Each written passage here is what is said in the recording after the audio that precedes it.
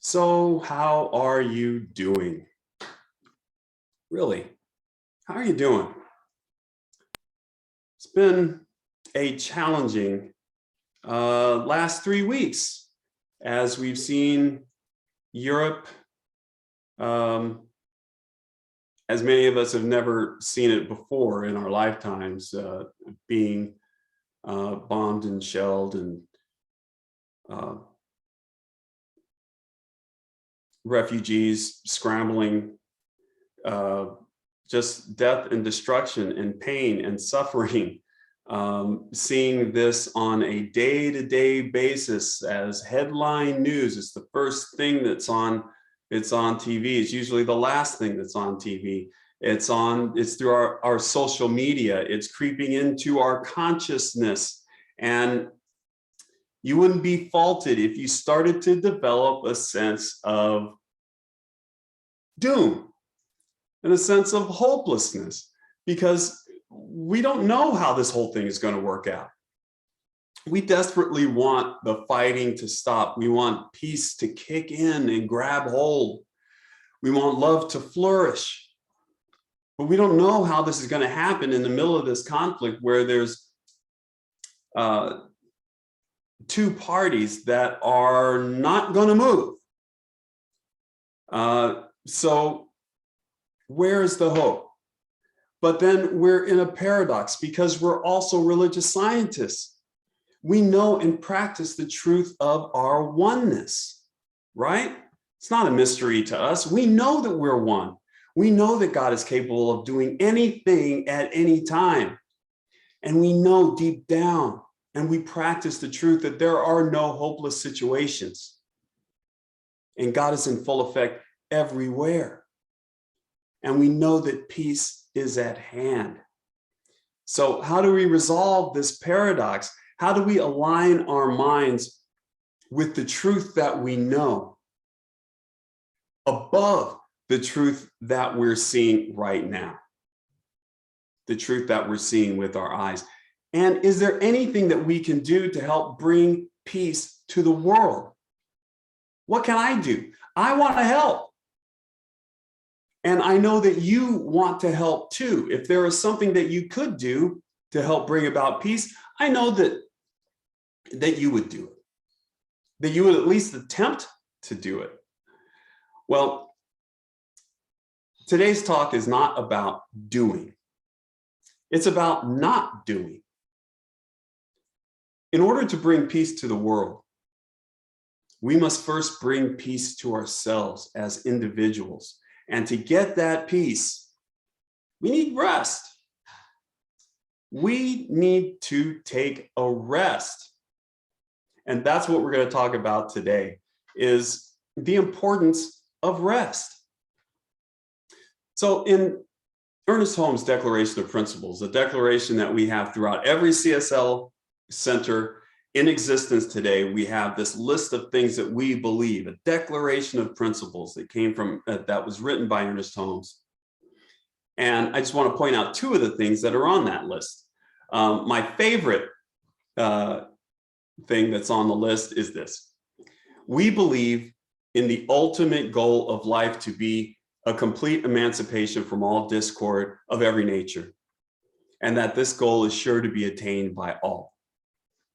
So we believe that the pursuit of life, we are all here to be free of suffering. There is no required suffering.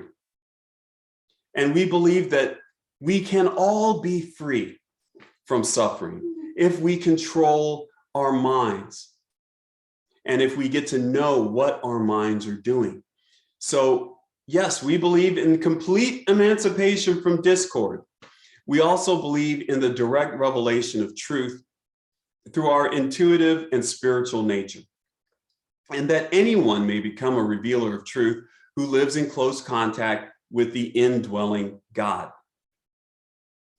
So living in close contact with the indwelling spirit involves listening to your intuition and that small, still voice that is within you.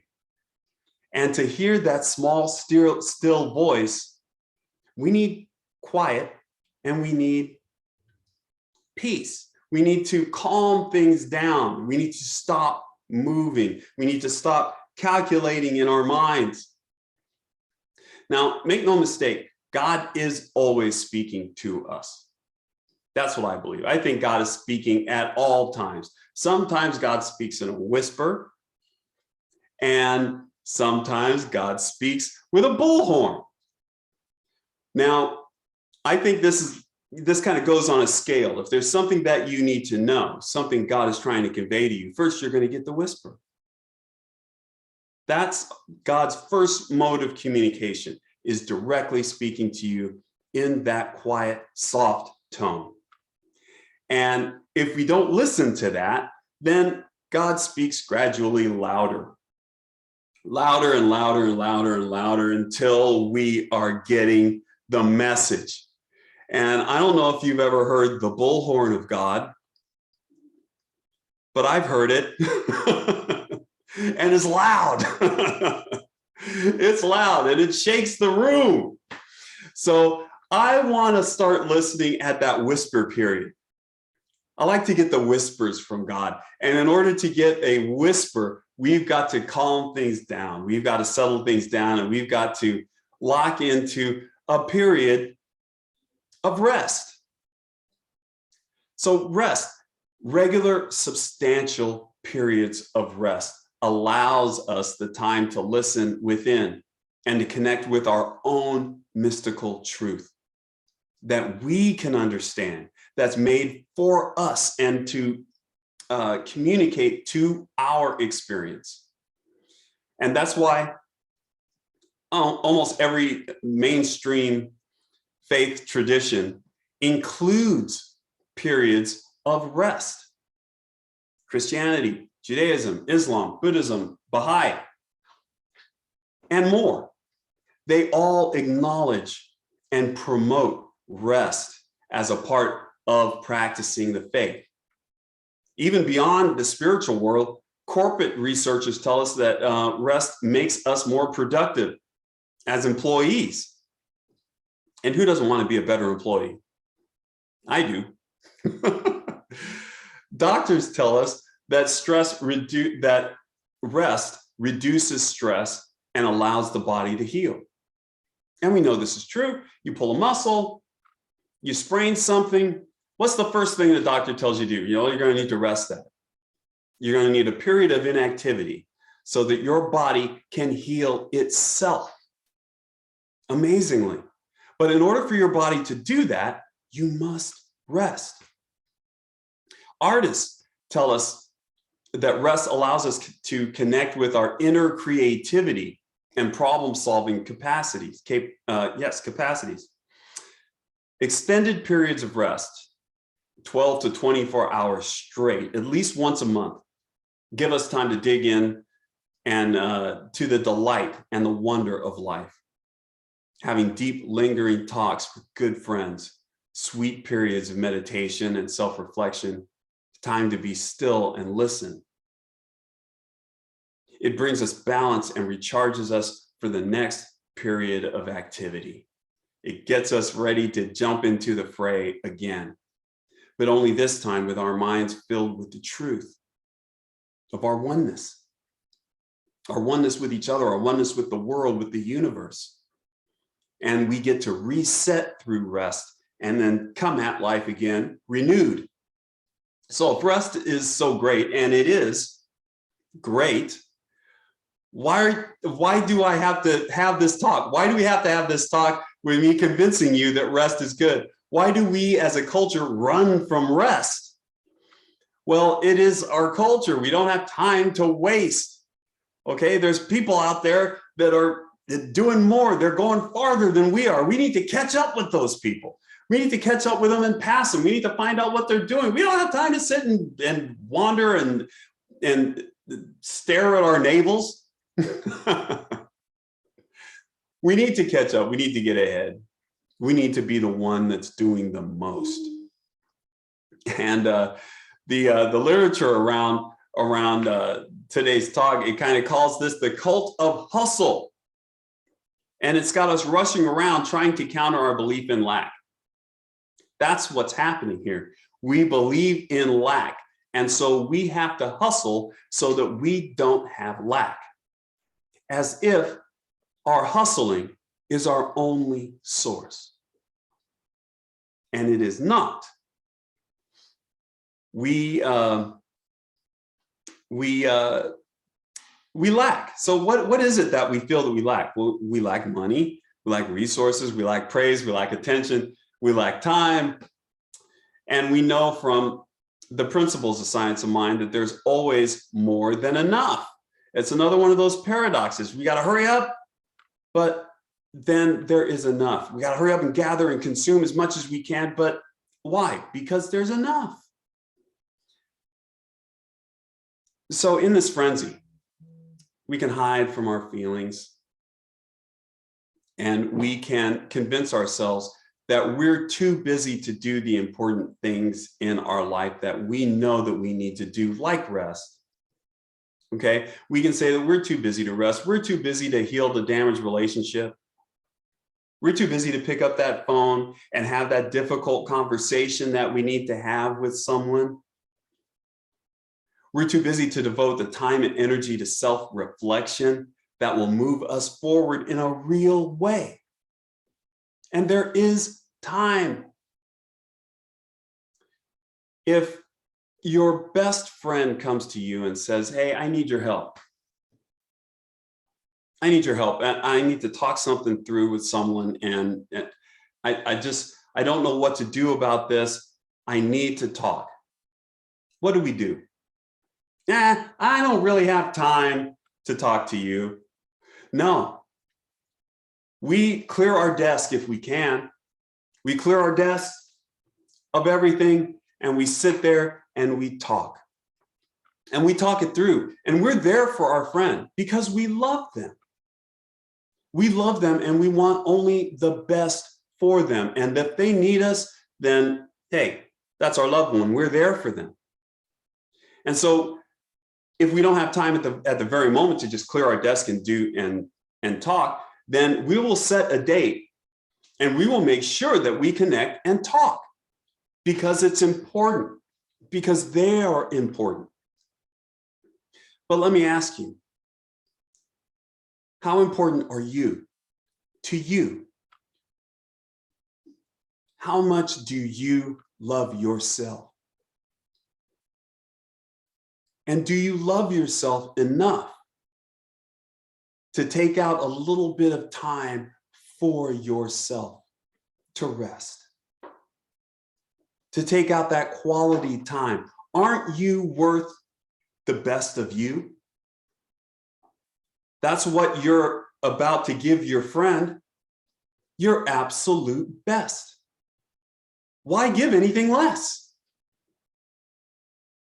So this is what we can give to ourselves. This is what we forget to give to ourselves. We deserve our best. We deserve our best effort. We deserve time to rest. We deserve peace. So I want to give you an example of peace. And it returns me back to my fateful trip to India. And I think I've told you part of this trip before, this particular part, but I want to tell it to you again from the aspect of rest and peace and what that can do. So we jump to the part of the story where I'm at the Jakarta airport. I just had a business trip in Jakarta, finished that off, and now I'm flying from Jakarta to India happily to fulfill a desire that I've had for 20 years to see the Taj Mahal. Ever since I first saw it, it's been on my list. I have to see that. I have to touch it. So I don't believe so much in bucket lists, but maybe we could call this a bucket list item. I really want to do it. So off I go. I had everything planned out, and I discovered in the airport, as I'm ready to get checked in and get on the plane, I discovered that I don't have the proper paperwork. I don't have the proper visa, and I won't be getting on the plane, and I can't go. And I was crushed upon hearing this news. I was really going through it. I had told all my friends and family that this is what I'm going to do. I was so excited to go. Imagine telling a kid that, hey, we're going to go to Disneyland tomorrow. And the kid is like, yay, Disneyland, wow. That's how I would react. And then you turn around and you tell the kid, you know what, we're not going to go.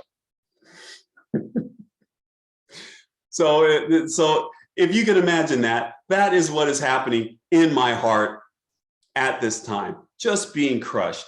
And please know that I know that this is not a life or death situation. I know this isn't a life or death scenario. And I know that there are more important things in life to worry about. But let me tell you, how much time and energy do we spend suffering over things that aren't life or death? I think we do it a lot. I know I do. I suffer with things that aren't life or death. And so why is that important? Well, there are things that I think that maybe I should suffer with. You know, little tiny sufferings that I could deal with that. I don't need to alleviate that suffering. I can just deal with it. I don't have to take it to God. I don't have to wipe it out. But look, this goes back to that first Ernest Holmes, what we believe. Freedom from all discord. It doesn't matter if it's life or death. It doesn't matter if you just stubbed your toe. It doesn't matter if it doesn't matter to anyone else. We believe in freedom from all discord, all personal suffering. And if it's something that causes you to suffer, we believe that you can be free of it. So there are levels to this, but we're just talking about suffering in general. And the better we get at handling our little suffering, our non-life or death suffering, we can use all of that skill to apply when it is life or death, when we must get our mind right. So I just want to put that little caveat out there. Yes, I know this is not life or death, but it is still suffering. So there's something that we need to do about it. And this was something that I needed to do something about. My blood pressure was going up. I'm sweating. I'm nervous. And this is really the first time that I felt like this, especially in a foreign country where I don't know anyone else, where I can't talk to anyone else. So as I'm in the middle of suffering, I am grasping out in my mind for peace. Oh, I want to have peace over this issue, and I see nothing. I see no peace, and I really, really want peace. I want to know it now. And I did that because I'm a religious scientist, and I know that peace is at hand. I know that my practice of peace provides me some space that I can have in my mind to just settle down and to figure things out. Well, I wasn't settling down. I had no peace, and I didn't know where my peace was going to come from. And right at that moment, I noticed off in the corner, there's a group of people that were all dressed the same. They were all going to the same place. All their luggage looked the same too. They all had the same hats, and they were all off going somewhere. I don't know where. But before their trip, I could see that they were all sitting down on the floor in this corner of the terminal. Sitting on the floor, their spiritual leader, what I assumed was their spiritual leader, was standing up saying some things. Everyone else had their eyes closed, still. And even though their leader was standing up talking, he exuded stillness. And on first glance, I thought, oh, well, they're getting together and they're praying before their trip that they have a good trip, that they have peace through their trip, that their trip is successful, that they all do what they set out to do. They're communing with their God, with their idea of God. And so watching them do that, I got a little envious of the peace that they had, that they were sharing amongst themselves. And I thought to myself, I want that peace. I'm sitting over here suffering, and they have got this little dome of peace over there. And I thought, you know what? There's no distance between us. There are no walls between us, even the walls of language. I didn't know what he was saying. He was speaking in a different language. There aren't even walls of language between us. So I sat down, and even though they were across the room, I joined in on their prayers. I jumped in, and I sat there, and I imagined myself sitting amongst them. I imagined myself listening to the words of their leader. I imagined myself communing with God, my idea of God. And I latched on to their peace, and their peace brought me peace. As I focused in on what they were doing, on just the beauty and the joy of it, I too obtained beauty and joy. And I got this from rest. I wasn't moving around. I wasn't, dialing the phone. I wasn't looking for anything. I was just practicing peace at that very moment. And so instead of slipping into madness, because my self-talk was just terrible, it's like, Dave, you should have known. Dave, you should have done this. Dave, oh, why? And my thoughts went from that chatter to just being closer to God, just sitting in the conscious knowledge that God is within me and around me. And thinking on that calmed me down. It calmed me down. It allowed me to see the truth that, Dave, look, it's okay. It's okay. All right, so you're not going. You are still alive. You still have a wonderful family. You still have everything in life that you had before this happened. So the world isn't closing in on you. The peace allowed me to see that truth. Because without it, all I was thinking was I was in the moment. So peace and rest, the two of them combined to soothe me. And so at the end of the prayers, it's for a good 10 minutes. It's just sitting there. At the end of that process, I was calm. It was all right. Okay, I'm going home.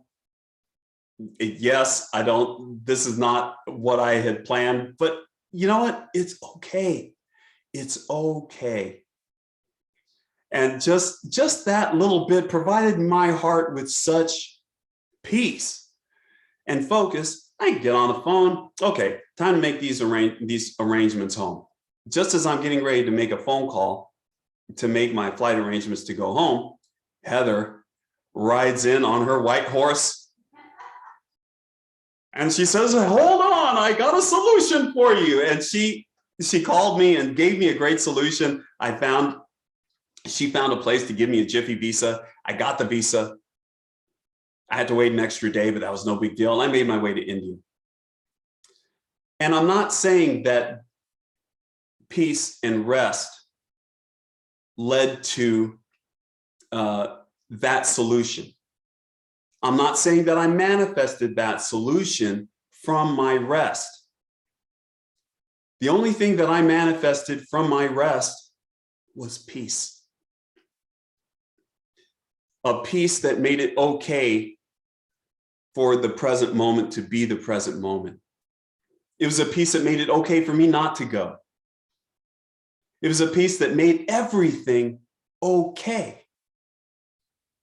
And that is what rest got me. It was just a very happy bonus that I wound up going. But one thing had nothing to do with the other. I just needed to calm my heart down and soothe myself. So I want to leave you with this. This leads us to today's homework. And this week, with the sacred wonder of peace in your heart, explore the ways that you can sink into the bliss of sustained rest. How can you do it? Schedule it. Hold it sacred. Nothing is more important than you. You. Because if you don't take care of you, you can't take care of anybody else. You can't be that full beacon of light that you are without the proper rest and relaxation. So take a moment, not to ponder how things are going to be fixed or how things are going to be resolved, but take a moment to be okay with the moment, with the present moment. And always remember that of all the things that you are, you're God. You're more God than you are anything else. You're more God than you are human being. All of your parts come from our source. So let's practice that and let's remember that as we take that into prayer.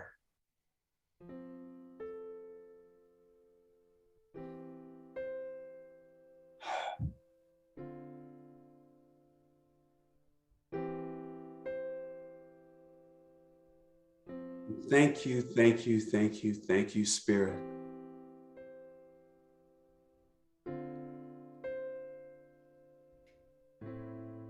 Thank you for the sunrise. Thank you for the sunset.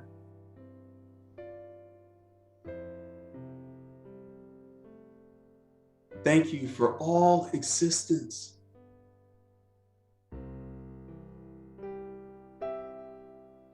Thank you for me. And thank you for everyone.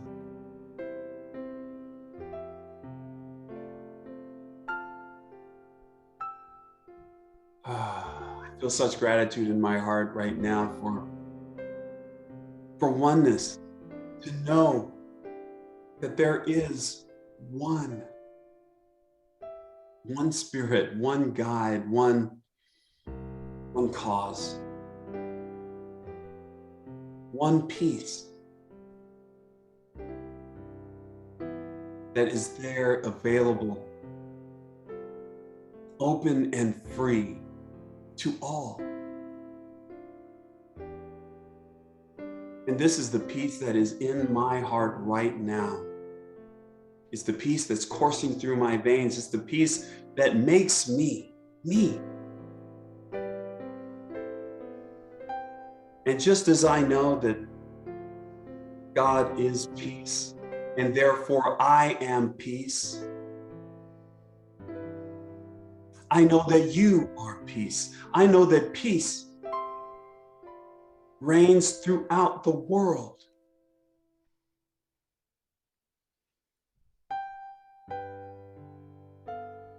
Peace is everywhere, in everything, just as much as God is.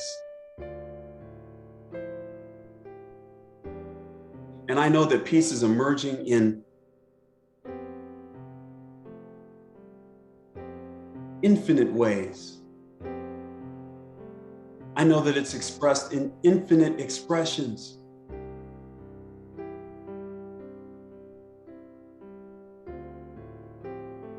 Coming in from infinite directions. Just as much here as anywhere in the world.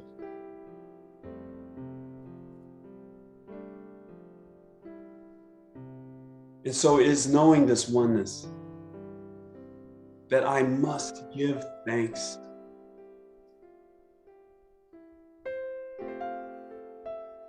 Thank you, Spirit. Thank you, thank you, thank you for providing me an avenue for peace, for providing me a natural, built-in requirement of rest.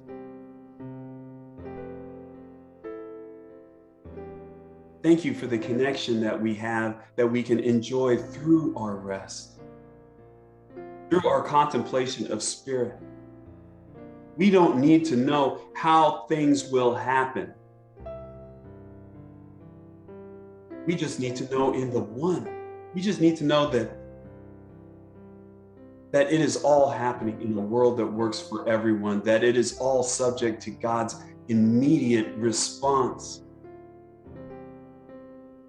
That as soon as peace is called for, peace arrives. And so I release these words. I release them into the mind of the universe. And I don't need to know how it's going to work out. I just know that it is. And that it is working right now. So let us all release these words in loving gratitude into the mysterious mind of the universe to bring peace now. And let's release these words with the words, and so it is.